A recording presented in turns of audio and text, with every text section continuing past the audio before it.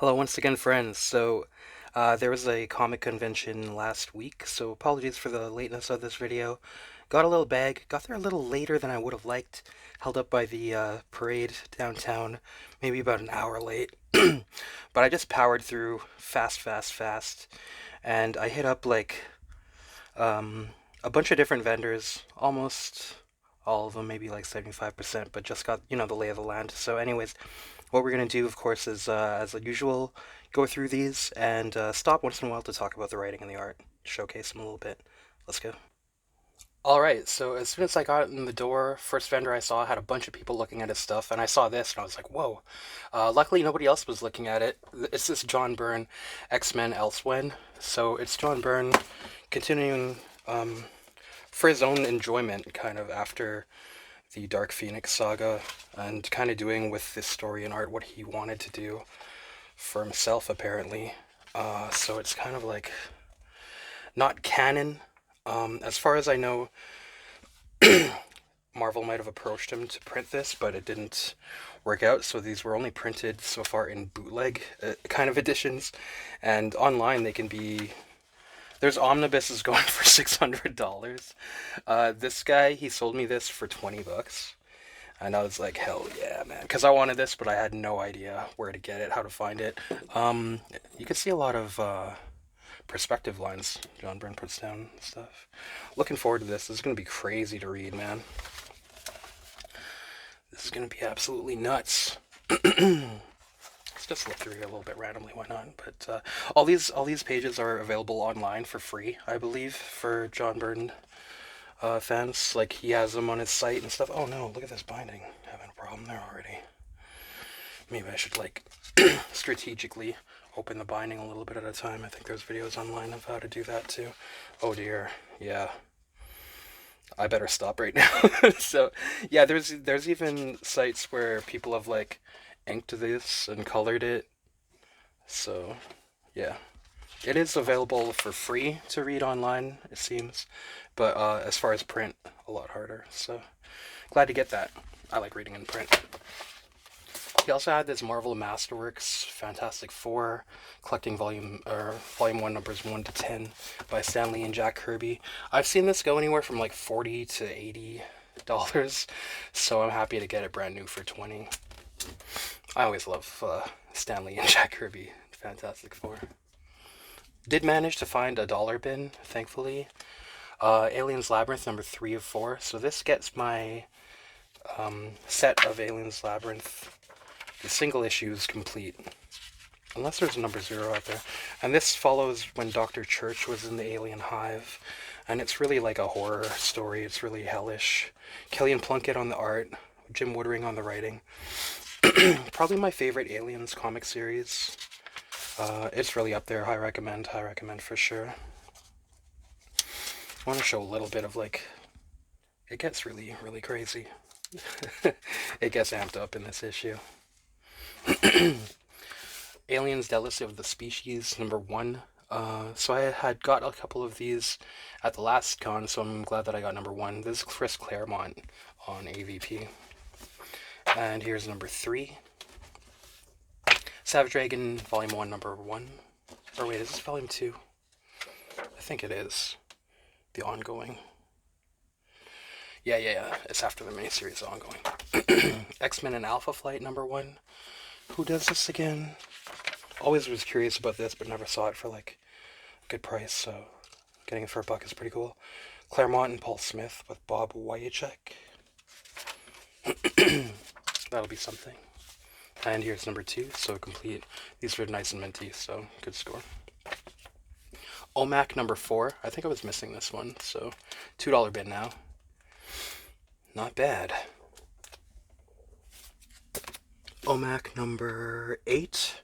So this might be not Kirby anymore. It's actually, you know what? It's a Joe Kubert cover, but I looked inside and it is Kirby still. So yeah, cool shit. Again from the $2 bin, Twilight Twins Productions, Zolastraya and the Bard. So I was just like, yeah, an indie sword and sorcery comic. I wouldn't mind checking that out. Written and drawn by Zolastraya and Echterling. kind of good. You know, it's always good to have some fan service. One moment. Let's see if that does a little better, having the light on this phone. Might have better focus now. So when I was flipping through this when I got home, I'm lucky I took a risk, but getting home it looks pretty good. What? Poachers in my wood? I'll drain their blood.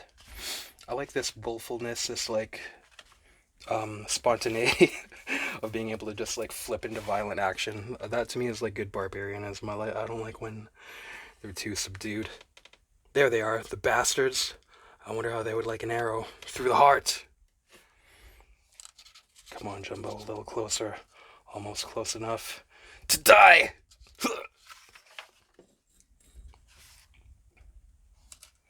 Yeah, that's what I want. This is kind of what I've been like looking through. Like I've been looking through like Conan and Red Sonja and stuff, and like they need to be more savage, man. They need to be more aggressive. Just like quick to action. So this might be satisfying that hunger a little bit. I mean business. Damn straight. Okay, moving on. Aliens, Music of the Spears. There's another vendor. Most of his stuff is like about $5, but to complete another set of Music of the Spears, I'm just like, yeah, it's been so long, I can't find these, and yeah, they're the dollar bins and $2 bins and 50-cent bins are getting rare as hell these days. It's like kind of paying more for stuff if I know that I like it, you know.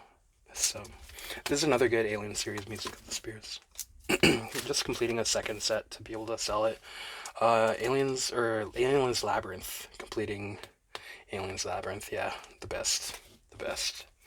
Superman and Aliens by Dan Jurgens and Kevin Nowlan. This is one I always like. I think I don't know where I heard this was good, but maybe it was on Kayfabe, or else maybe it was on another channel that showcases alien stuff, but always heard this was a good one, and I'd like to give Superman a shot more. Even though like usually or oftentimes crossovers are kind of meh. Sometimes they can be like guest tracks for rap rap songs where people like actually bring their A game. So I've heard that this is actually good for aliens and good for Superman. So Superman, give him a chance as like a moral and actually like a moral character to look up to, like who has like high ideals and stuff. So yeah, that'd be good. And number 3, so completing that. All right, next found another vendor who's there often. Had 50-cent bin, so got a bunch of stuff from there. Classics Illustrated, Nathaniel Hawthorne's The Scarlet Letter, adapted by P. Craig Russell and Jill Thompson. I had got one of these before, but why not get a second copy for 50 cents? Minty. Kamandi, number 12. I'll always get Kirby Kamandis if they're like a good price. I'm only missing a couple now to have a complete run of the Kirby stuff for myself, but why not get some doubles for 50 cents, right? Should we look inside here a little bit? Genuine pre-disaster saddle. We'll keep it moving, but we'll look around a little once in a while. Kamandi number 29. Kirby was on Kamandi for a long time. Number 30.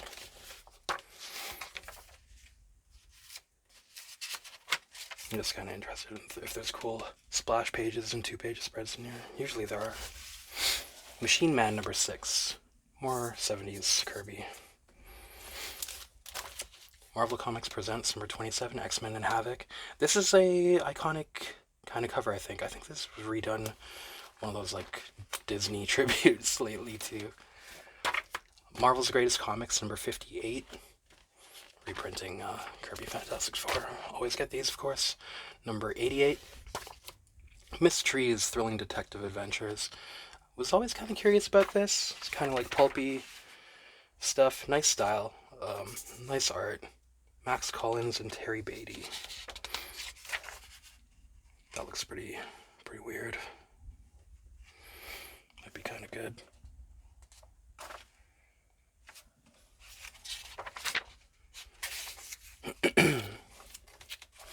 New Mutants. There was a bunch of New Mutants there, and I was like, why not put together a little starter set, maybe of New Mutants, see how I like it.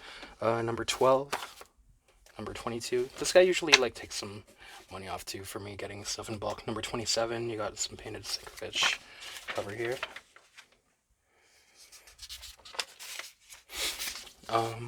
Number 41, number 49, number 50. I like the way Magic looks here.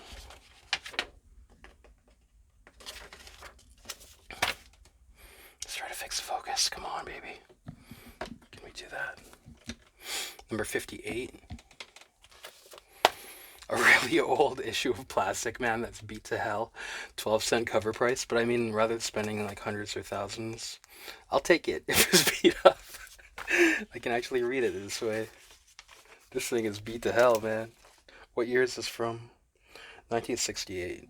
Okay, not as old as I might have thought, but still kind of cool. 50 cents, man, for really old Plastic Man.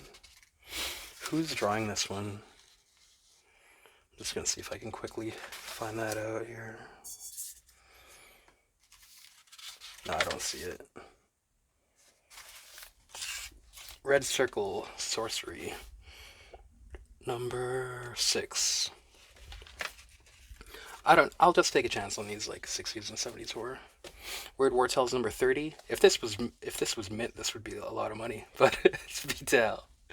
So, but you know, it's cool if I can like put it in the for sale dollar bin or whatever. I have a copy of this. It's like less beat to hell. Weird War Tales is always fun if you like skeletons and more. They always got Death hosting it too. The man himself. Weird War Tales number 66. Let's see what Death looks like in this one. They show him. They always gotta show him, man. Sometimes he looks really cool. Let's look in that first one just while we're here.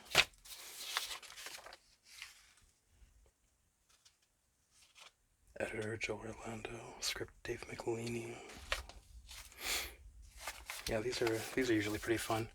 What if the original Marvel Bullpen had become the Fantastic Four? This is What If Volume 1, number 11. And I was kind of like, whatever, who cares about this? I don't really care about comedy and stuff, but when I looked inside, it was writer, artist, and editor Jack Kirby. So, Jack Kirby What If comic. We'll try it out. It's beat to hell. This is beat to hell too, but it's a 50-cent bin. Not bad. Got Jack Davis ad here too. I'll eat my hat if that's not Jack Davis anyway. Could be wrong, but I think I'm right. What If Volume 1, number 40. What if Doctor Strange had not become Master of the Mystic Arts? Classic X-Men number 10. I'll just always get Classic X-Men number 10. And I know that like for a second set for sale, just a bulk sale, missing number 10, so. Classic X-Men number 20. Oh yeah, you know what?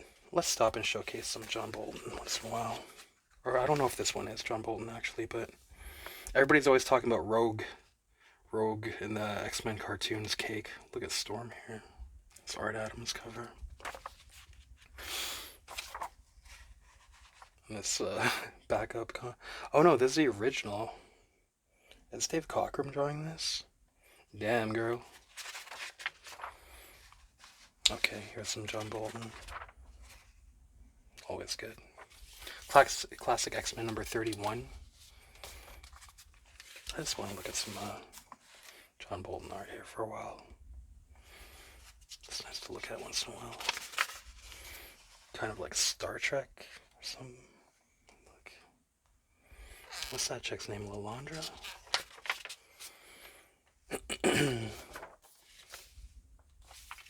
Classic X-Men number 32.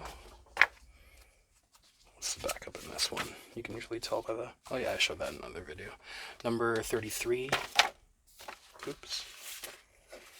Number 37. Nice cover. What's going on in the back of this? I don't think this one is John Bolton. Number 38.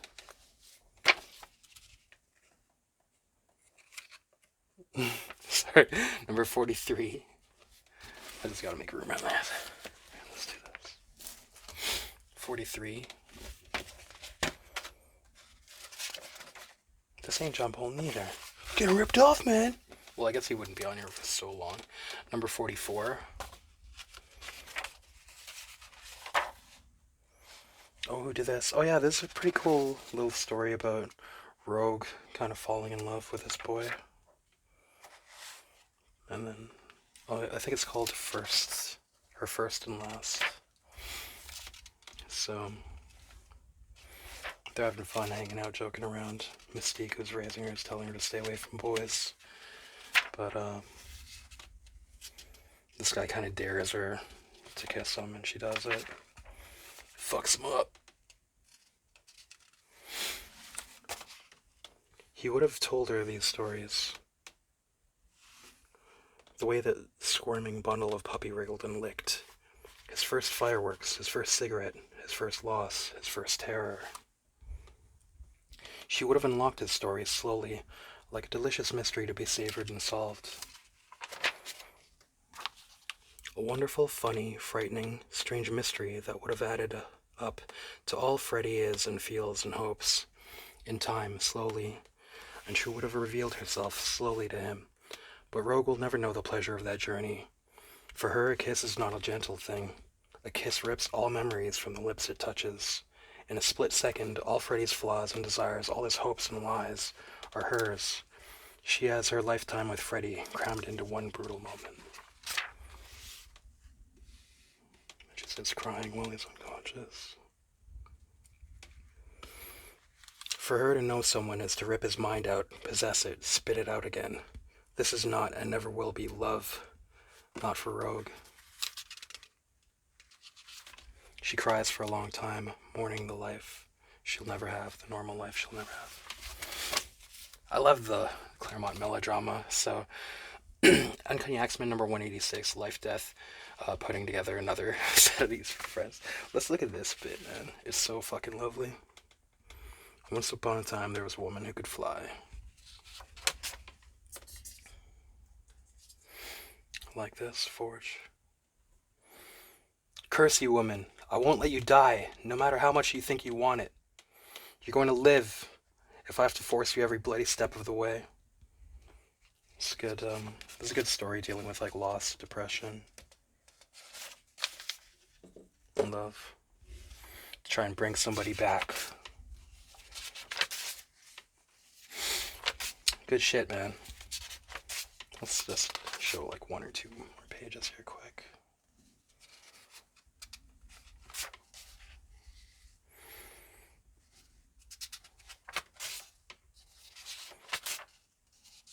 Shit's dope as hell, man. Yeah, Barry Windsor Smith. Anyhow, moving on. California Girls number 8. Don't know what this is, but okay, yeah, it has these like paper doll kind of things here. Some ladies' fashion. California Girls Designer of the Month. So different kind of like paper doll or clothing design folks would like send in their pages, I guess, to get showcased in here every month.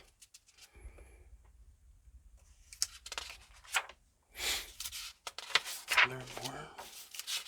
There are more, yeah.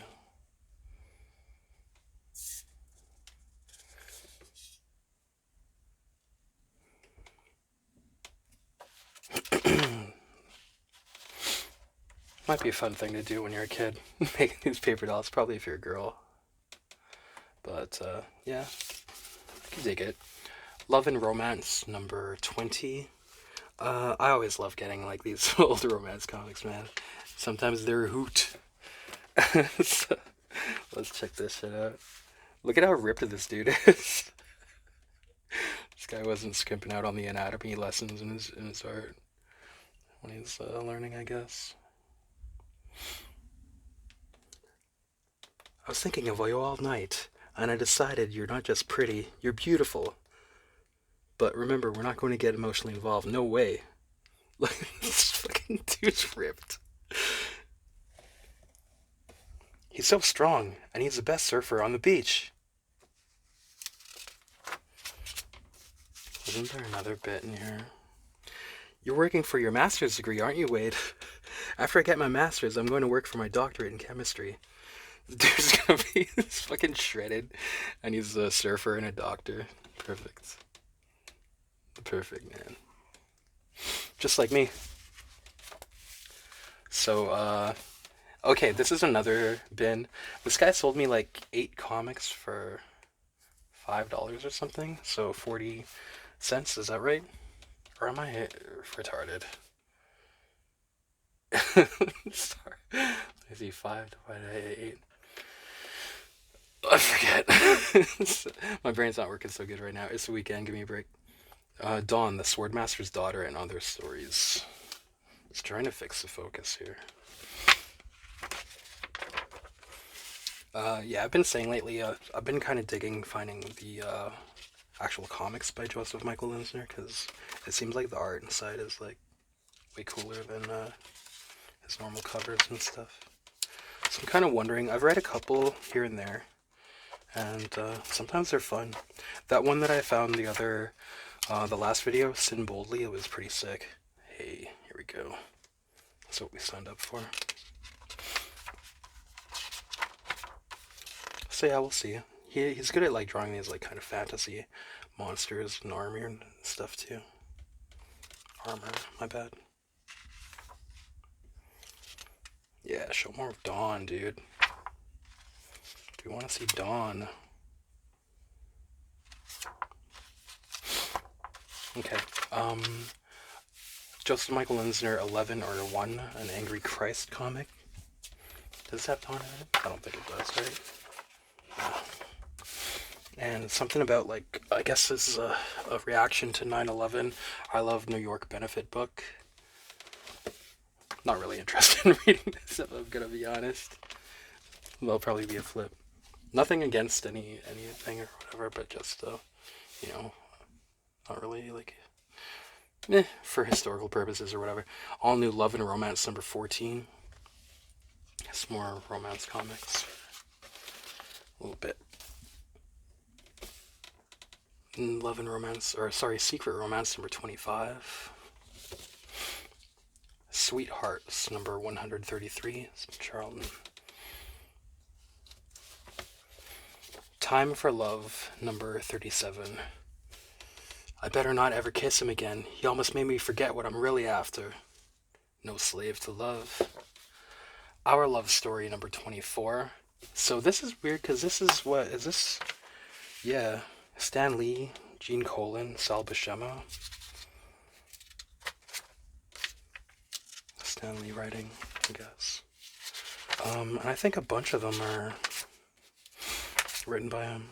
Yeah, Stan Lee, Don Heck, and Jim Mooney. That's cool. Anyway, moving on. So here's from a $2 bin, and I want to shout out another channel, a newer channel. It's called Comics Rot Your Brain, and yeah, I don't shout out channels for any kind of like profit or scratching backs mutually or anything. We just do it for love here. Some of this community, we live like it's the retro internet, that we just do things like not for fame. Action is our reward, just for love, man. So that channel, Comics Rot Your Brain, I'll link them. They showcase a lot of these 80s like unsung gems that you can often find in these bargain bins, but that are like good art, good writing, and like kind of like, badass and shit, or just plain good. They did for instance like one video on Hawk World, and that was like the first video by them that I watched, and it was fucking great. They were able to talk about that comic series for what, like an hour or something, and I enjoyed talking about it just for maybe 5 or 10 minutes. But they do a good job. So if you're into that kind of stuff, like they got good taste, man. So I'll link them. Keep the love flowing, man. Alien Legion number 2. They were just talking about this series. I was never really interested in this because I just never really liked the look of it, but they said this is like a really good series, so I'll give it a try. Alien Legion number 4 and number 6. Some Amazing Spider-Man number 241. That's not bad to find in the $2 bin, right? Batman Legends of the Dark Knight number 14, Prey, part 4 of 5. So this is kind of cool because just basically I just keep getting lucky and finding like part 1 and 2 and then part 3 and then now I found part 4. So I'll find part 5 I guess next. Just finding them from random different vendors in order. So this is Doug Mensch, Paul Gulacy. The Eternals, Jack Kirby, number 4. Fantastic Four versus X-Men number 1. I was always interested in this too, so I'll give it a shot. G.I. Joe, Real American Hero number 45. I've just like looked on G.I. Joe comic forums just to kind of get an idea, and this is one that people say is one of the better story arcs too. Machine Man number 17. This isn't Kirby anymore, but maybe it's Ditko or something still. Later Machine Man, I'm just giving it a shot. Marvel Comics presents number 87. Here's some Sam Keith, and let's showcase some of this Sam Keith here, because it's wicked.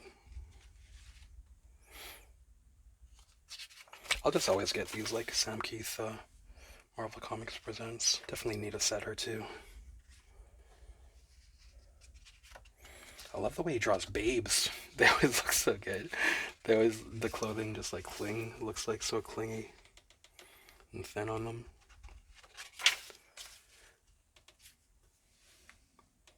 And they look so, like, the juxtaposition of how, like, soft and feminine they are next to how gritty everything else is.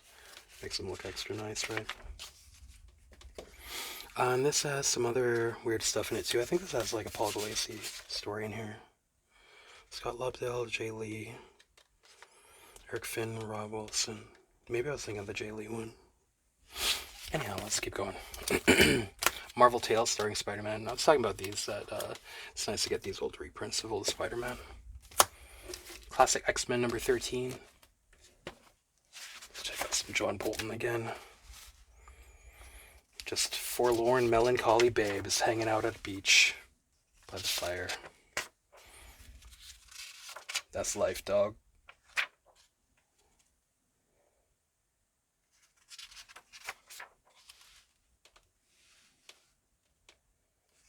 Always nice writing on these, too. Nice art.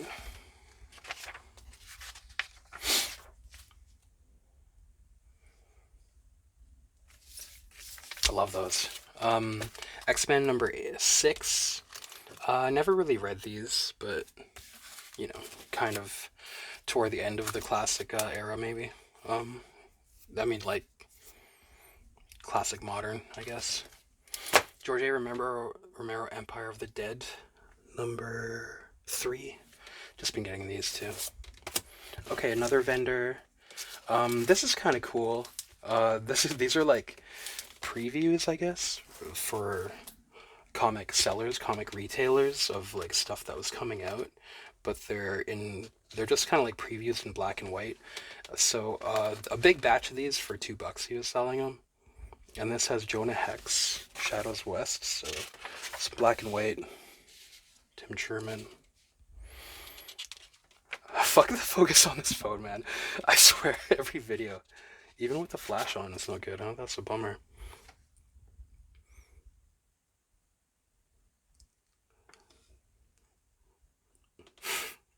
He's on trial at the beginning here for killing a bunch of people. But judge rules that it was self-defense. Everybody, all the family of all the people that he killed are waiting for him outside to get him. So it's a big shootout here too. These are fun, man. This action scene actually reads well, even though it's like gunfight, Western gunfight. It's like pretty easy to tell like where everybody is, where everybody's getting shot from, where they're shooting at and stuff. So that's well done. Yeah, I'm just getting all the Tim Sherman that I can nowadays.